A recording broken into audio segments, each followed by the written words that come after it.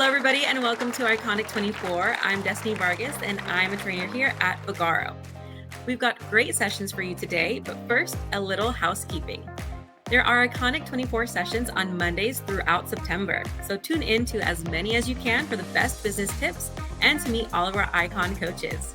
For today, post in the chat right now who you all are, where you're all watching from. Let's all get to know any questions or comments that you all might have, and we'll post links and polls for you throughout the broadcast. Okay, let's get into today's session and our wonderful guest. Today, we're talking to Angie Monroe about 5-star customer service. Angie is an amazing beauty and aesthetics practitioner and entrepreneur in Longbridge, Birmingham. Please welcome Angie Monroe to Iconic 24. Hi guys, thank you so much for having me. What a privilege. I'm so excited to get into this session with such a fab company. Hi Angie, so excited to have you here. So I have a couple questions for you. First one being, how do you ensure that interactions with clients or your clients remain authentic and not just transactional? I personally believe that it's all about relationship building. So take the business out of it, strip it all back, and become a human one-on-one with your clients. So it's about building that longevity in terms of customer services, getting to know the client to then be able to kind of adapt yourself as a business person, but ultimately also getting their feedback. So for me, it's important to understand actually if we've gone wrong somewhere, how do we improve that? So that tends to come with having a really open, honest conversation with clients and making them feel like we as a salon are approachable to our clients. And then that allows us to kind of navigate in such a direction where we deliver the best possible sort of 5-star customer services to our clients. No, 100%, 100%. And how do you collect these, feedback from your clients? Do you use forms within Vagaro, or do you use like email and text notifications to kind of get that feedback? Yeah, so I'm quite fond of using the system within Vagaro where you can send your kind of email marketing. So I tend to kind of do it through there. And I'll always ask clients on what is it that we can do to improve? What would they like to see? And what would they not want to see? And maybe kind of giving them that opportunity at that point to be open and honest as to what they would like to hear, what they'd like to see, and how they would like things to improve.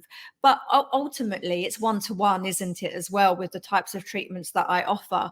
And I think with clients, we're all human at the end of the day, so we interact. So for me, it's important to understand my clients and what's important to them and that whole kind of experience within the salon. And that starts from the moment that they walk in.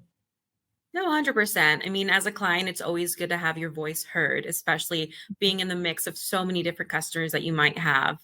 Mm-hmm. So next question, what role does social media play in your relationship building strategy? And how do you use this to connect with your audience authentically? Okay, so I think this is a really important question because social media is such a massive part of today's society. Everyone is on it. There's a whole age range of people, even kind of like your older generation of people are starting to get a bit more au fait with jumping on, getting onto social media, having a little mooch, having a little look. For me, how I stay authentic is by putting my face in front of the business. And that is to allow, current clients, new clients, existing clients to get to know me that little bit better by allowing myself and putting myself on the camera, be it if it's just on the story or on the post. It really allows the client to start feeling like they're getting to know you so that before they come for their appointments, whether they're new. I mean, I've had plenty of clients in the past who've been so nervous, and it can be so scary walking into such an environment where there potentially is lots of women and they feel like maybe they're going to be judged. So being part of the kind of whole social media network allows them to kind of get comfortable with the surroundings before they actually enter. And social media, in terms of kind of reaching out to clients, it's Mhm. about being, like you say, authentic and Mhm. bringing a personality. People won't like and won't take to anyone that's kind of robotic. You need to kind of relax. You need to show an element of your own character and personality. And I think that's crucial when it comes to social media. Oh yeah. I mean, before even meeting you and seeing with you, looking at your social media, I feel like that was a warm welcome. You know, you're so raw and authentic and real on there that it just makes me Mhm. feel like I am connected to you in some way, you know?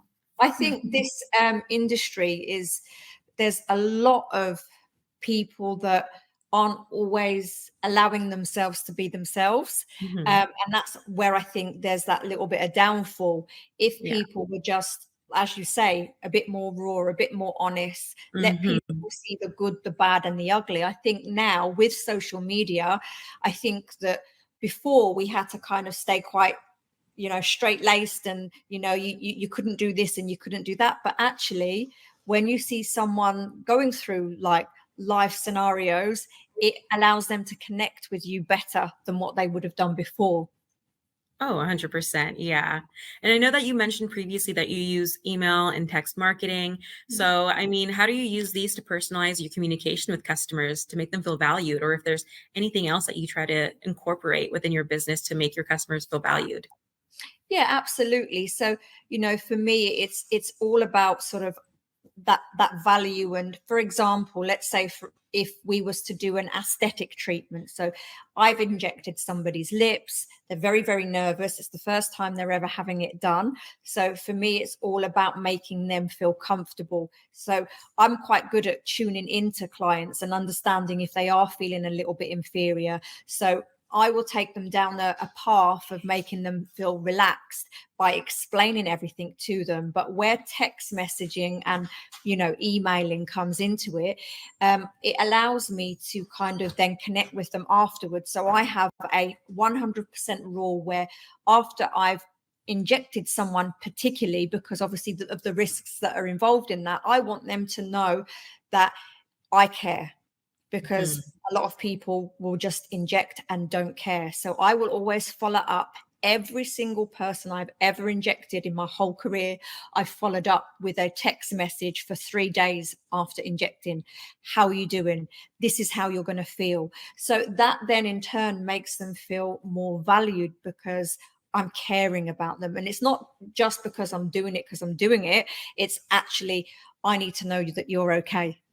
No, exactly. 100%. I mean, I can imagine some new client who's walking into your doors and, they're afraid, they're scared, and being able to connect with some warm person who's welcoming and understanding and wants them to know that their journey is valued throughout your salon. And, it just makes a huge difference as somebody who's doing everything for the first time. So that's Absolutely. amazing. And maybe just to talk a little bit more about yourself and how that kind of just, weaves into your business, social media and your business and even you. Absolutely. I mean, when I first started off, there was never no social media. So maybe I'll kind of tell you a little bit about me and my background, and then maybe talk about how social media has sort of come about and how it is relevant to a business and how crucial it is. So I originally always wanted to be a hairdresser ever since I can even remember. I used to cut off all of my doll's hair and style them. There was one doll that I never cut, and her name was Superstar Cindy. She had like mass blonde hair with loads of glitter in it. She was fabulous. She never got the chop. Mhm. So from a very young age, I have been in salons, I would say from about the age of 11 to 12 years of age. I've always been in a salon environment. So my background really started off in hairdressing. And I then came out of hairdressing due to having an accident in the salon where a can of hairspray blew up and set me alight and blew out the shop window. Oh Here's the my story. goodness. Yeah, it was a situation where I'd arms were burnt. I'm fine now. I was very, Oh very yeah. lucky. But I had to come out of hairdressing for a little while because obviously of the fear of like being in that environment again. Now, I then spent a little bit of time at a hairdressing doing business to business and business to consumer in terms of sales. So what that's allowed me to do is kind of grow a kind of sales and marketing background unintentionally. And I stand by the fact that had I not had those experiences and had that kind of sales background into marketing, it would have been a completely different story. But as life has it, you then want to kind of go back to what your passions are. And I kind of got to the point where I was sick and tired of being told what to do and being employed by people. So I then took a massive risk and I created my first little salon out of a bedroom in my house. I converted it, made it my own little space. And then as time progressed, I was starting to grow out of that. And I had a psychic reading, funny enough, when I was into that type of thing back then. And it was a psychic that actually said to me, "You're going to have a salon." And I was like, I've never even thought about it in that way, but it planted the idea in my head. So I then, being me and the salesperson animal comes out to play. And it's kind of like a case of, right, I'm going hunting. So I found my found my first little shop, which isn't too far from where we are now. And that's where the first shop was in effect born. I was always very digital up until that point. That was about maybe 15 years ago or so. The moment I moved into my first shop, I had a digital diary. So I was already working to booking systems 15 years ago. So I've had I always I like anything gadgety, anything that's going to be sort of like technology wise. So you can imagine when social media came into play, I was all over it. I absolutely loved being part of social media because it gave us as small businesses a voice that we didn't have before. Before, we would have to advertise in a paper or on the radio, or if you were lucky enough to get on TV. So social media now, if you fast forward 15 years into the future, and here we are today, plays such a massive part in business and conversion of business, because everybody's here, everybody's on social media. You've got the young ones, the middle-aged ones, and even the oldies are here as well. So it's such a large demographic, and with the way that social media is and advertising on social media, you can actually type into your adverts when you're advertising on social media your perfect client. So it is crucial to be part of social media because that's where everybody is. And anyone that's still a dinosaur and not, promoting on social media, getting themselves on to every platform and showing up every day, are making a massive mistake. You need to be present and you have to show up on social media every day because that is where everyone is. We're all living in virtual lives. Oh, yeah, 100%. I mean, I know that social media even helps clients find your business too. So I can imagine having to be found through newspapers or just on the news, anything like that. And so social media definitely helps grow businesses. It's helped grow your business, and just it helps you even reach out to your customers too, and your Absolutely. clients, and maintain that positive relationship. Yeah, it allows them to literally pick up their phone, scroll, look at all your pictures, get an idea about who you are, what that business is about. And that's when then decisions are made. And you can really customize yourself on social media. You can have all your brand colors. I think that's fantastic. Like the fact that you can now go live, you never know who might be watching that. That could be a potential client. So that's another thing what's important that I don't think a lot of businesses do, me included in that, is go live often enough on say Instagram or TikTok or whatever the case may be. But I think with social media, it's about understanding the different platforms that you've got. I mean, your main three are going to be your Facebook, Instagram, TikTok, and all three work very differently. So you have to adapt yourself differently to how you market yourself on each platform, because it's never the same. No, you have different viewers on TikTok who just come for one specific thing, maybe reels of, your business or your employees, Instagram being something else. I mean, how do you differentiate the three, and, how do you kind of customize it for each customer on each platform?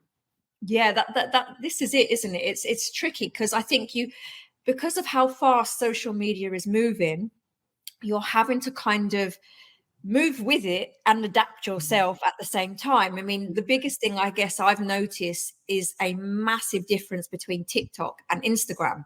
For example, the sort of content you'd put out on TikTok is going to be different to Instagram. Instagram, I think, has a lot of like industry people on it.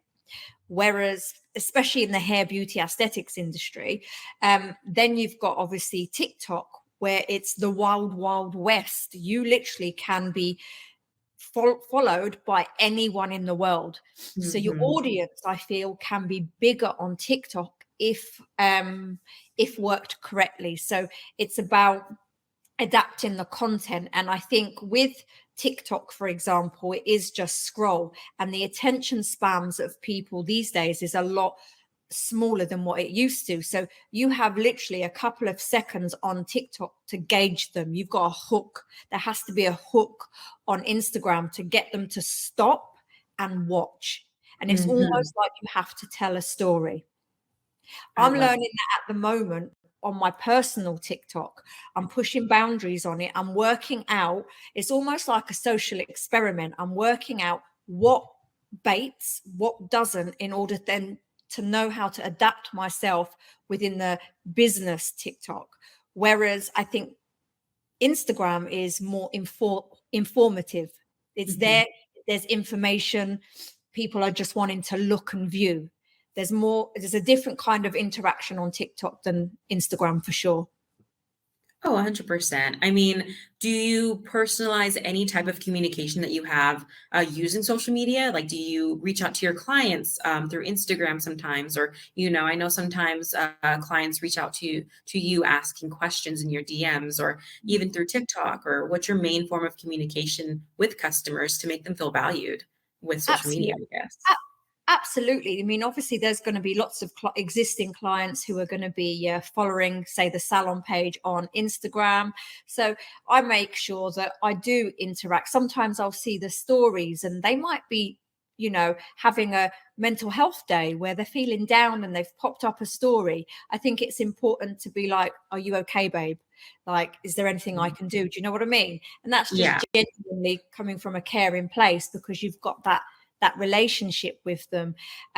So, communication will be, whether it's through the comments, direct inbox, whether it's, as you say, TikTok, Instagram, or Facebook, and the great thing with those social platforms is the plugins in terms of to booking systems. It's Oh, yeah. fantastic because they can initiate themselves off the back of social media. So there's lots of different ways that businesses can I suppose monetize in terms of client base, because they can literally book 24/7. Gone are the days where they have to pick up a phone, ring up the salon and book a manual appointment. They can do it all virtually of the day, anywhere in the world. And that is what is powerful about social media and technology. Oh, yeah.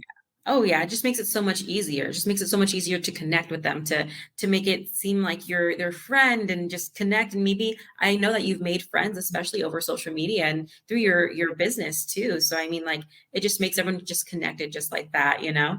Mhm. It's very So, important. oh, 100%.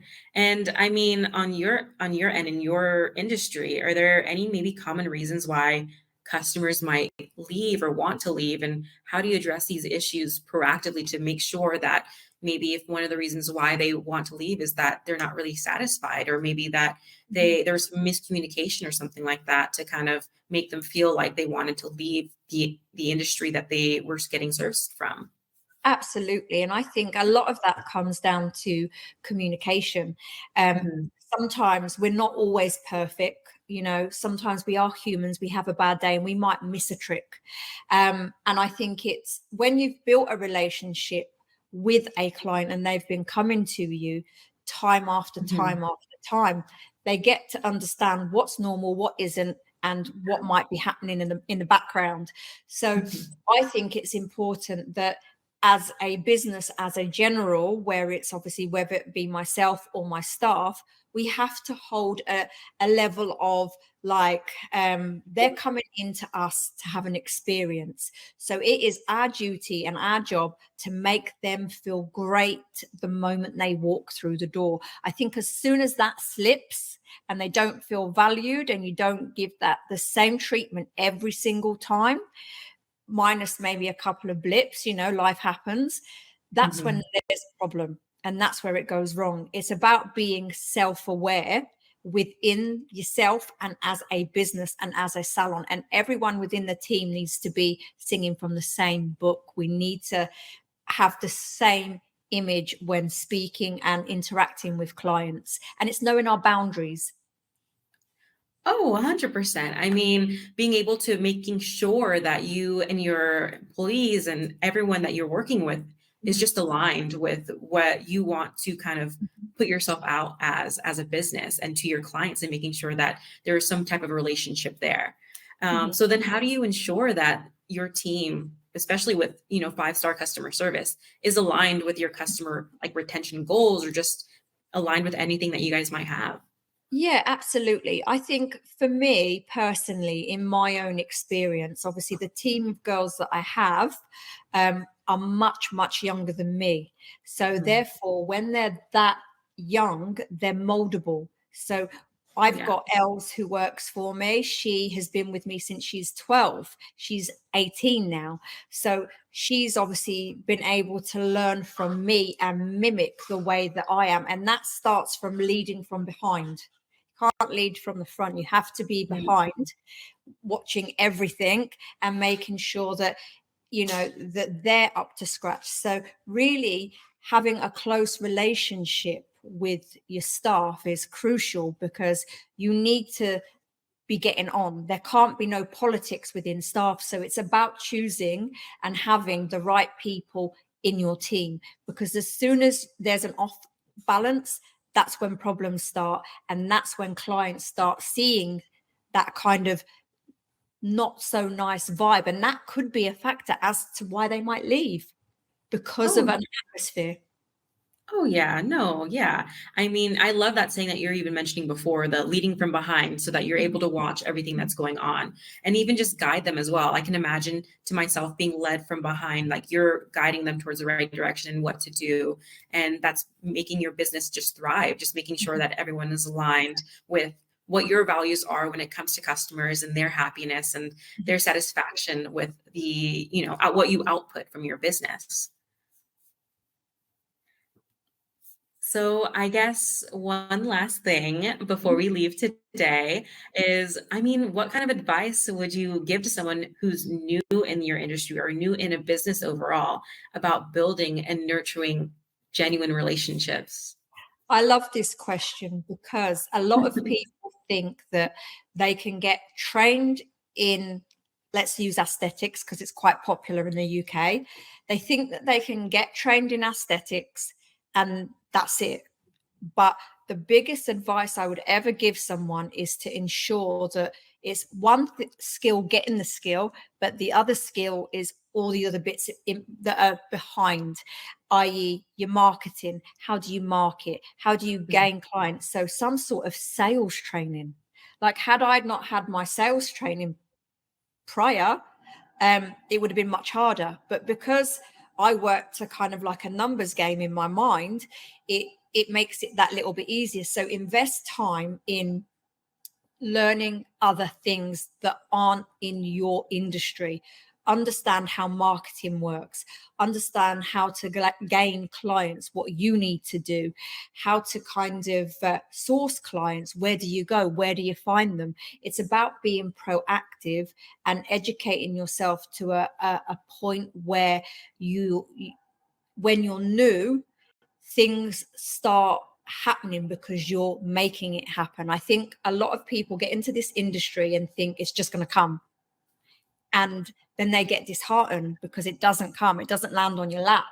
And you have to go and get it. It's not going to come to you. You have to hunt for your clients, however that might be. You could go to a local networking event and pick up 5 clients. If you put yourself out there, you have to put yourself out there, because if you don't, it's never ever going to happen. I'll give you an analogy for a new person. What's quite popular here in the UK, and I'm sure in all other parts of the world as well, is Groupon. And I hate to always mention Groupon, but I have clients to this day that have stuck with me. And that is a perfect way of getting someone through the door. If you're new, you have nothing to lose but time. You could fill your time by having someone turn up whom you might be able to upsell because you've done a little bit of sales training. You're going to know how to kind of sell another service or upgrade the treatment that they're having. And then you could then turn that client into a regular client. They might come back for something else. I've got a perfect example. Literally last week, I think it was, I still do Groupon. I still do it. I was the first salon in my area to do it all those years ago. And I stick with it because I know it works. You get the voucher hunters, you're going to get that anywhere.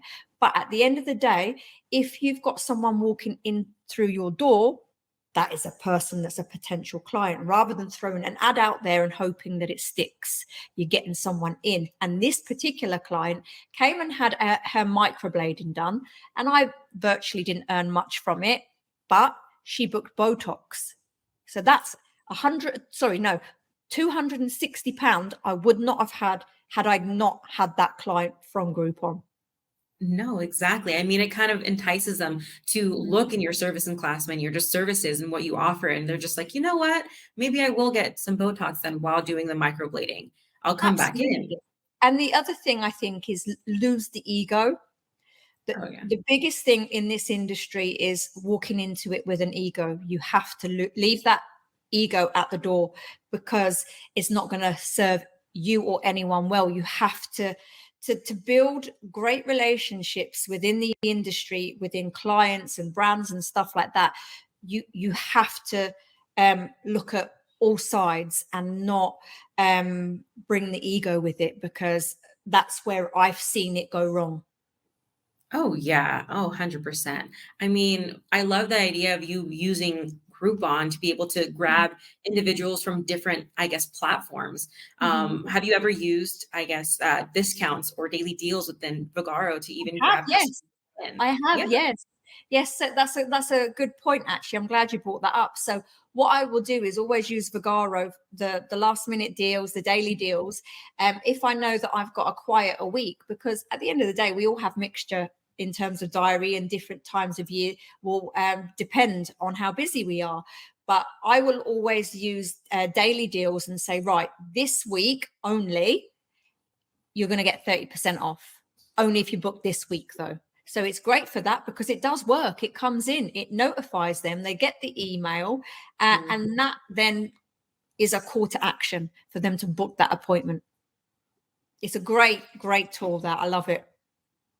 No, 100%. I mean, like, I feel like the same kind of idea applies where you are releasing this deal and someone's coming in for one thing. They might want to book something else as well, or even come back and just get more service. Because I mean, at the end of the day, what brings someone back is not only the deals, but the customer service that they get. Do they feel valued? Do they feel seen? Do they feel heard? Do they feel a connection with the team that they just talk to? Absolutely. And it's important as well, because ultimately, everyone in the world goes through something. And sometimes we've had clients and they've got upset, they've cried because something's going on in their life. And just to kind of touch on that added value is making them understand and know that we understand you're a human being, and sometimes they just need a cuddle from someone that's outside of their picture.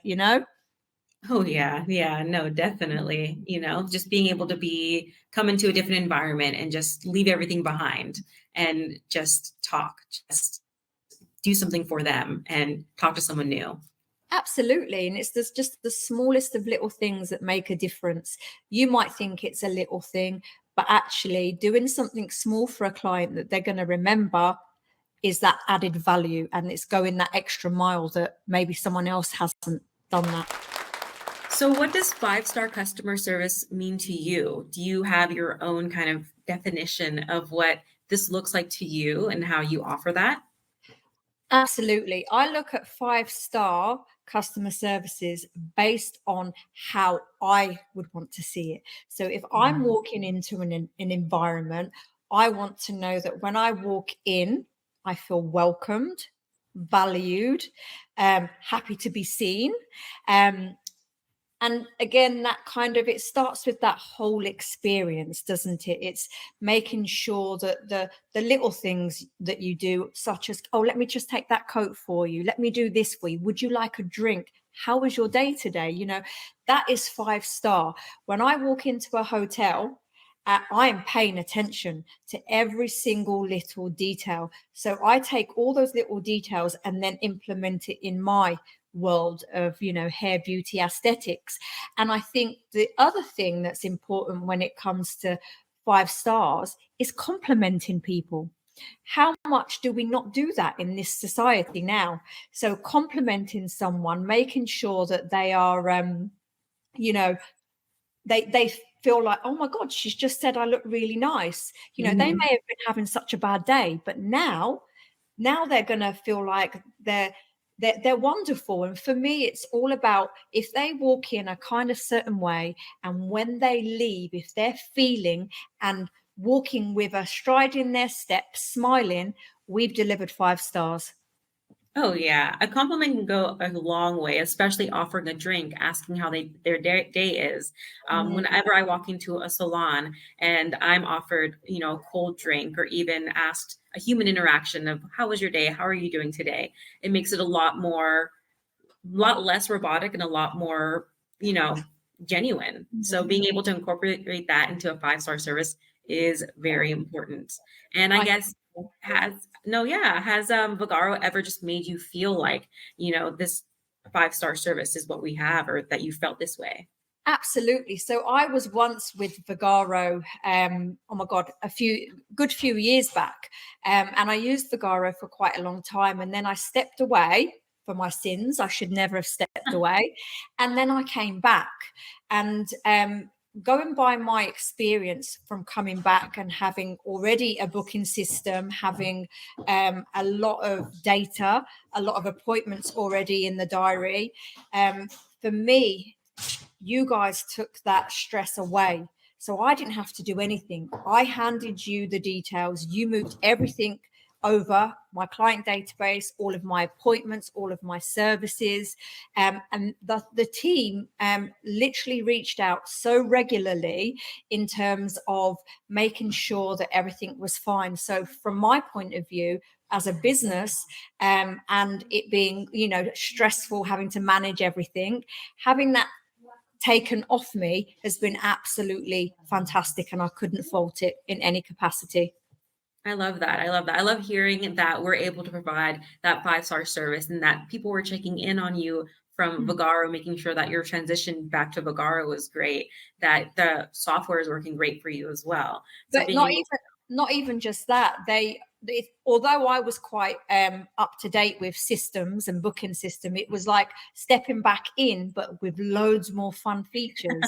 Do you know what I yeah. mean? So the fact that you guys will nurture people who are new into the industry and help them along their way, I think is brilliant. And the fact that there's 24 hours support. I mean, I love this. I could speak to you guys all day, every day. Oh yeah. You can have like an issue that you remembered earlier in the day, late at night. Give us a call. We're right there. Before we wrap this up today, Angie, is there just anything else that you wanted new business owners or just anybody who's watching? Anything else that we need to know? I think the biggest thing I'd leave this on is feel the fear, but do it anyway. Don't ever be scared, because if you fall, you can just try again. I And love that is that. the beautiful thing about Oh, life. yeah. Can you tell us a little bit about maybe where you felt a fear, but you did it anyway, or you fell and got back up, and then succeeded? Oh my goodness. So I took a massive risk this year. I was in my salon that I had in a different area, which was about 30 minutes from here, and decided pretty much overnight that I was moving into Birmingham and taking a risk. I knew I was going to lose clients, but I knew I had to make that move in order to attract from a bigger city. Where I was before was very quiet, so you're quite limited to the types of clients that you had. So I literally overnight changed everything. I moved areas. I said to my husband, when are you free to decorate? I need a new floor fitted. So I'm Mhm. very impulsive. So although it was very scary and it was sad at the same time leaving the old place, and the first few months of any new area in business is going to be the hardest, but it's about picking yourself up and just keep going, keep moving forward, because the more you keep going, the more you're relentless, the more it will pay off. And that was my scary little story, because that was a massive risk. Oh, yeah. That was a huge move, I can't believe it, but, I mean, moving from where your first shop was into Birmingham, I mean, I'm sure your client base grew exponentially, so being able to make that huge decision and then it come to fruition, you're building your client base and you're here now, you know? Absolutely. Thank you so much, Angie, for joining us today. I appreciate your time with us. Thank you so much for having me. It's been an absolute honor. It was so great to learn from you today and what five-star customer service looks like to you. Vagaro strives to offer amazing five-star service to our customers. Thank you all so much for joining in on today's Iconic session.